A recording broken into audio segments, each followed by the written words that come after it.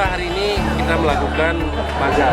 Ini adalah salah satu sebenarnya upaya pemerintah diselenggarakan oleh Kapolri Bali dalam menghidupkan UMKM. Kita juga setiap saat terus memberikan perhatian kepada UMKM dengan memberikan alat untuk modal kerjanya.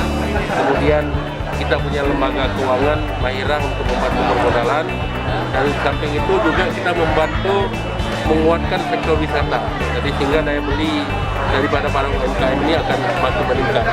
Kemudian di samping itu juga kita membantu skill daripada masyarakat kita yang mungkin dulu dia berlaku UMKM ini, sekarang karena pandemi ini sudah kurang laku, dia beralih ke yang lain.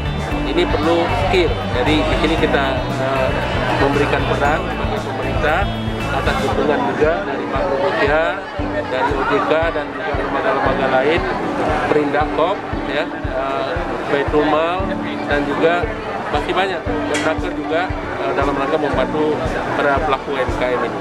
Pelaku UMKM ini berurusan dengan rentenir, ada dua hal yang mereka sangat rugi. Yang pertama sudah jelas itu sistem ribawi, melanggar syariat Islam. Yang kedua, yang namanya rentenir itu tidak pernah mengenal bagaimana UMKM itu untung. Yang penting rentenirnya untung. Kadang-kadang dia bungakan satu hari 1%. Jadi kalau satu hari 1%, satu tahun kan 360%. Dan itu betul.